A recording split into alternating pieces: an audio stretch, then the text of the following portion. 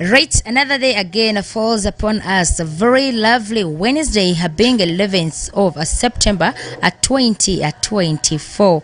I want to say you're most welcome for today's season of a Business Bank running on Westnile TV. Your host is Lady Bits. And once again, today we're in another place. You'll get to know where we are. But first thing first, how are you doing? How is your business? How is everything moving on? Are there challenges that you are fixing them? That's why I always encourage you to accept challenges in business, because they come to build you. They come to give you strength on how you can manage that very particular business you are running. Without challenges, there is no successful business. Allow me to assure you on that. But all in all, welcome on board, being this very particular, I should say, second Wednesday of the month, and I want to say you're most welcome. Hope we're doing a great business wise and other ways. That's how life rolls. Watch us on that is Star Times, a channel as 477. Then on Zuku it is 073. You watch us and get all the information that you need. All the social handles: X, Instagram, Facebook, YouTube. Please follow us and be part of us, and with you we will be in position to achieve that very life we need. And in case of any comments and concerns, please endeavor to drop them right on our YouTube channel, on X and Facebook, Instagram. We'll get it right there and answer you accordingly, or reach out to you wherever you are. It's an opportunity given to the business people. You are doing your business wherever you are located. We'll definitely reach out to you only if you wish us to reach out to you, and we're doing this at no cost, of which we're giving you the platform to advertise with us. We're giving you the opportunity to make people know what kind of business you are doing. And today I am in Ochiba Coast and still in Arua City. We'll be learning from this gentleman what he is capable of, what he is doing, how can we locate him, what service can he offer for us. I'll not know much about that, but in a short while he'll be telling us. In a special way, allow me to welcome this gentleman on set, and he tells us more about himself. A very lovely morning to you, mister. Yes, good morning everyone viewing. Yeah, this is Chris Events Decoration and Media. Yeah, basically Chris Events, we are offering decoration services. Actually, we have a variety of services we do. Basically it is decoration, but apart from decoration we do other services also, like we offer billboard space for advertisement. Then we do printing, designing, graphic design for all the invitation cards, whether being birthday, wedding, introduction. You can locate us. And then also what other service we do at Chris Events is sale of wreaths. These are flowers used at funerals. Yeah. And then at Chris Events we also do event planning. Yeah, you can trust us with your event. We plan, we organize everything. Yeah, we thank you. Very, very interesting. That is when it comes to one person, then you need to be controversial on what you do. Like someone some time back told me, if you want to achieve a successful life, be controversial. Don't stick on one thing. So here they're doing decoration, here the event planners, here I'm saying a lot of things like computers and so forth in their office.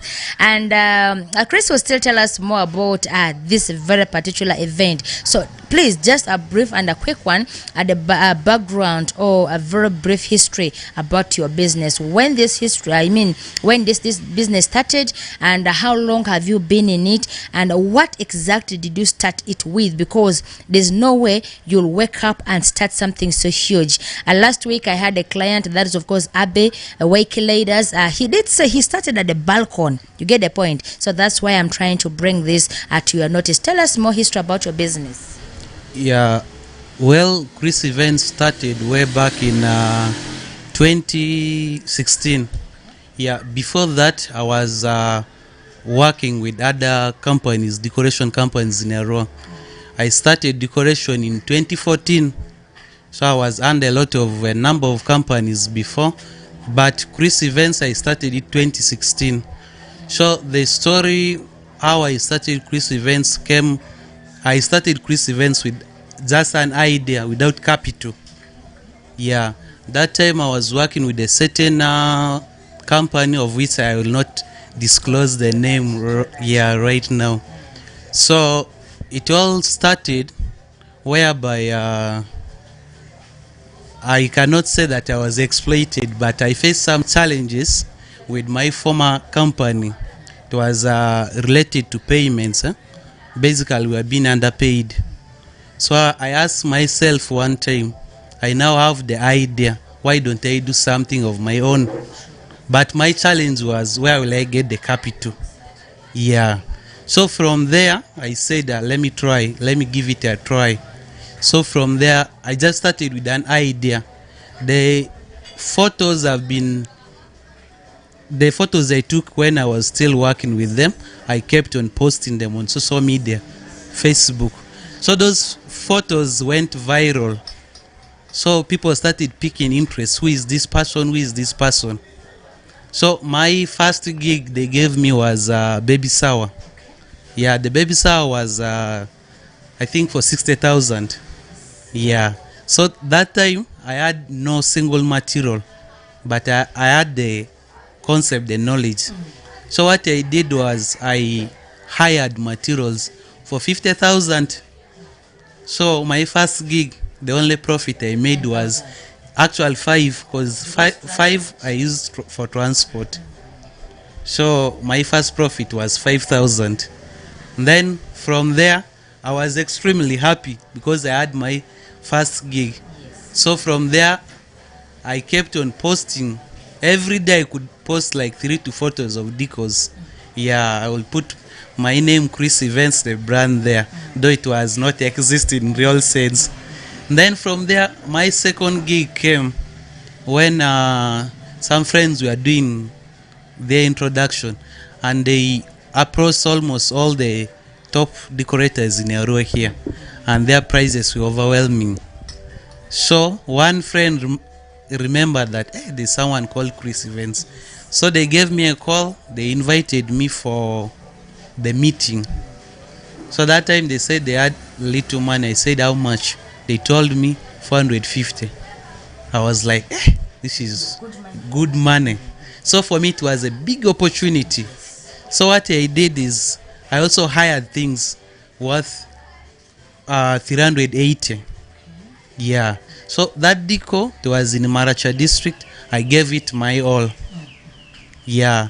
After doing that deco, the profit I realized was only 50,000, of which the work was, they appreciated the work. And then from there, they topped for me 50K's appreciation. So that time I made 100,000 as a profit. So it was a great day for me. Actually, I celebrated. I thank God. Yeah, from there, gigs started coming. Like in 2 months' time, can get one gig. But I kept on pushing. Then side hustles I do. I invest the money. I started acquiring materials. Yeah, one by one, they kept on adding. Basically, that time I had no address. There was no place. I was operating from home. Yeah, I was using my store, the store at home, to keep my things. I was using my bedroom as the office. Yeah. Very, very interesting. You're still proceeding, right? Basically, that's a brief history or background how Chris Events started here. Oh wow, very, very interesting. You know, most times people who actually start their own business, they at least there's something relating to their sitting room, bedroom, balcony, and anything related to family. Most of the guys that I've been having interviews with, they are making it clear to the viewers that I started my business from my bedroom. I started my business from my sitting room. I started my business from corridor. At least something attached to home comes. Like how Abe started his from the balcony. Today Chris Event started his from his bedroom. Like his bedroom became his everything. The store of the family became his store to keep his decors. But amid this all, people trust him. They give him gigs. You know, if he was to be, other people be like, no, only 5,000, this is a loss. I'm not doing this business again. But he never gave up. What he did was he got another gig, he got 50,000. People will always appreciate, regardless of what you do. As long as you do your best, someone will be like, oh my, have your flowers. Someone will appreciate you, come and buy. That one will happen. So if you're going to start something, you want to give up so quick, it's going to be all up. That's why I'm saying dream big, but start small. That is the hashtag of Business Bank program right here. The dream will have to be extraordinary, but starting it, start on your pace. Don't allow pressure to take you over. Don't allow people to give you things here and there. You can go for advice, but when starting it, take your time. Don't rush. If you rush, you crash. So for you to avoid those things, make sure when you're running your business, when you want to start a business, give yourself time. Talk to yourself. Have a meeting by yourself. Be like, okay, if I'm going to do this, what will I achieve? Will I achieve this? If I have achieved this, yes. What next? Give yourself grace period of time. Like how he did. Since he left the other company, he came back. He never relaxed. He never took a chill pill. He started struggling. Okay, fine. Since I don't have these things, I had the pictures of the previous, decorations. Let me drop them. Even if someone is going to say, Chris, I want you to do for me this. I don't know if you receive a call from such. There are some, I should say, let me just give an example. You'll post a sandal. Someone will call and tell you, I want that sandal. I want this decoration.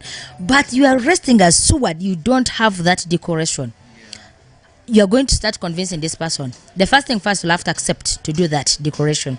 Then later on, you start moving around and looking for how best you can get this particular decoration. Trust me, you're not going to go back to the company where you have been working because you left them because of underpay. This company is going to help you, tell you it's okay, Grace, let's do this. So just a quick one. Did you ever get bookings about your post that you had online? Someone tell you, Chris Events, please, can you do me this decoration I'm sending you online? Then you have to look at it, smile, you'll be like, but I don't have it. Yeah, interestingly, it happened one time. Okay. There was a decoration I got from a site on social media. It was done in Kampala.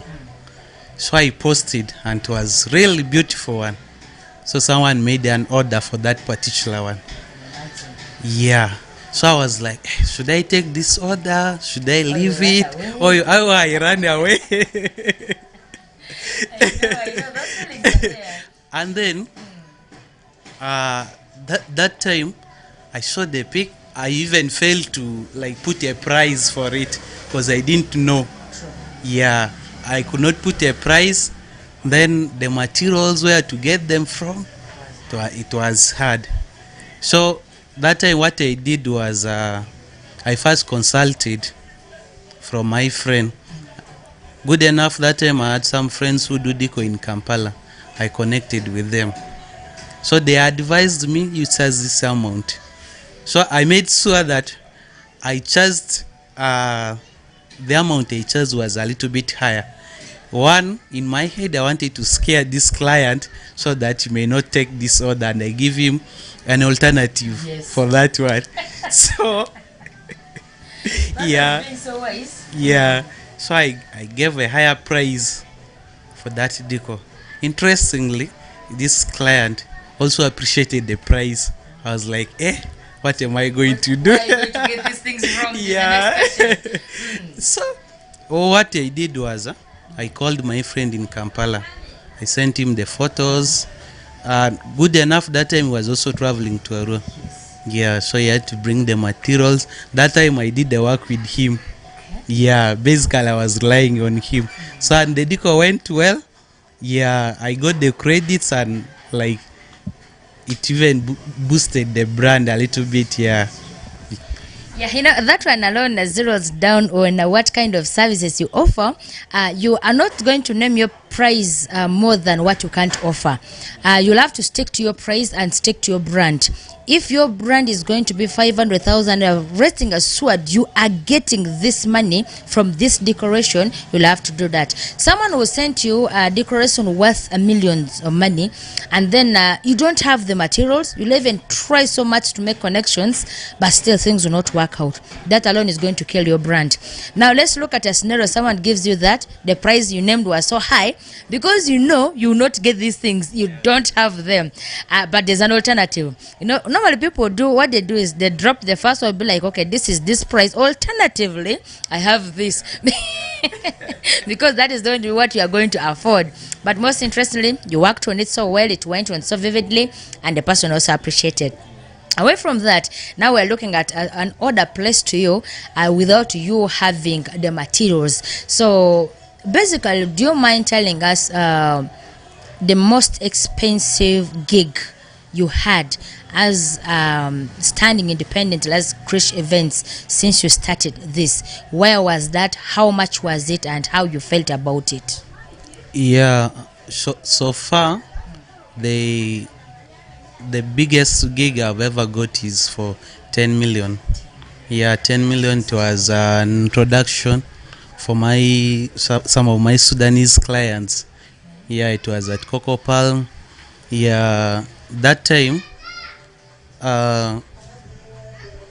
it went on well, but though with a lot of challenges, because 10 million alone, I was scared, you know. Yeah, I was scared. Like 10 million just for decoration, or you were also hired as the bride, the groom's team as well? And yeah, I don't get it. It happened like this. You know, these clients, they live in Kampala, so they understand how gigs are done in Kampala.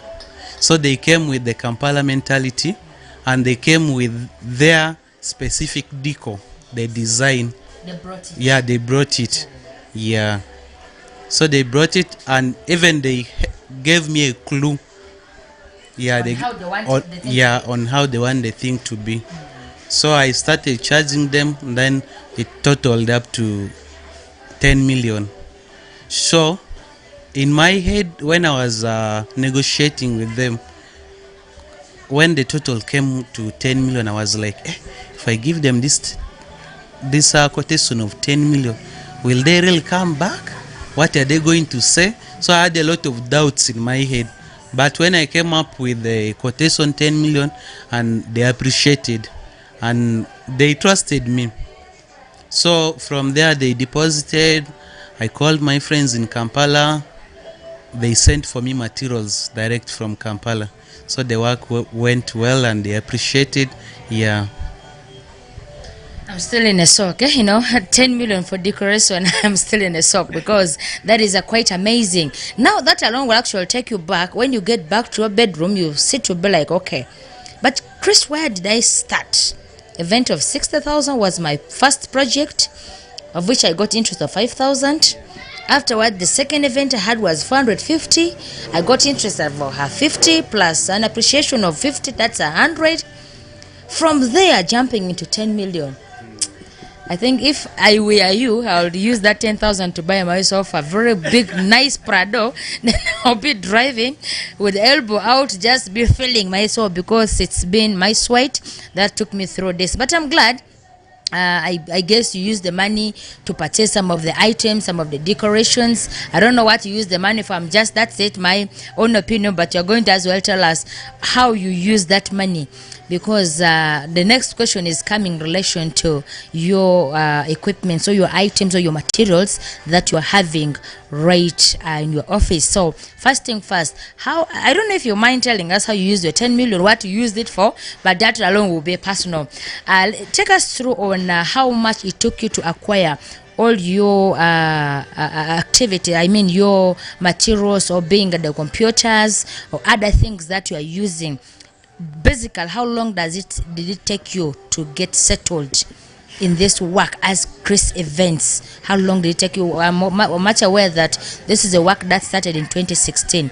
So we're in 2024, some good years in between here. So that one basically will tell you how long it took you to get settled, and how long it took you to have your materials all at hand, such that right now, if someone calls you, Chris Events, come and decorate my event, come and make my event colorful, you not need to make calls around, unless on few things. I guess mostly you have everything in the house. Yeah, briefly, let me give a detail or a background story, how I got this place, how I moved out from my bedroom. Let me start from there. Wonderful. Yeah. I had, there was a challenge long time I faced. Yeah, my bedroom, I was comfortable in my bedroom, and my clients, most of them, like these NGOs and the government, these entities, yeah, whenever they call, first thing they need is your location. So you cannot tell a client that you're in the bedroom. That one will just disqualify you automatically. Yeah. So they have been calling like, where is your address? Where are you located? So that time I couldn't tell them I'm home. Obviously, if you tell them you're home, there they'll just have to lose trust in you. Maybe you could tell them you're in the office, but in a moving office, you can. No, what I normally tell them is I'm located at Ochiwa Coast, but I don't tell them exactly where.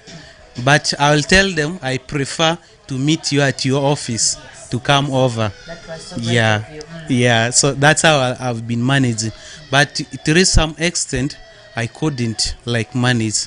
So clients some even came. Like there was one client who came to Ochiwa Coast. She called me when she's already at Ochiwa Coast, and from there I couldn't deny. Yeah, I took her home. Interesting, she came. Yeah, she trusted me, and then from there I said, let me get a place where I can have an address from.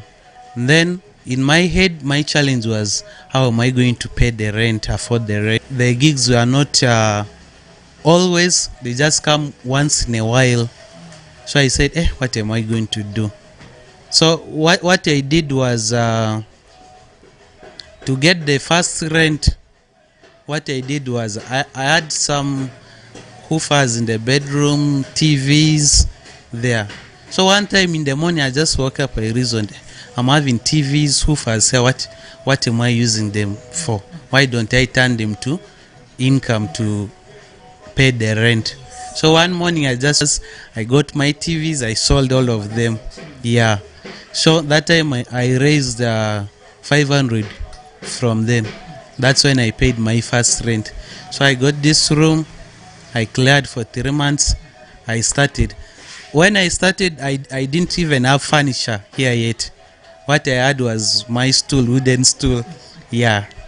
So from that's when I started, where I started from actually.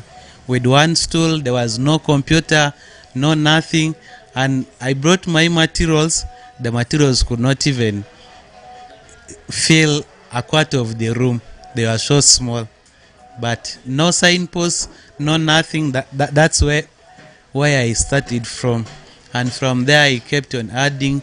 Of course, from side hustle, when I get gigs outside Deco, I just keep on investing the money into Deco. That's how I've reached this level. Yeah. You know, decoration is actually something very interesting that people do not take into consideration so much. Basically, right now I'm looking at gents venturing so much into decoration, and there are quite a number of friends that I have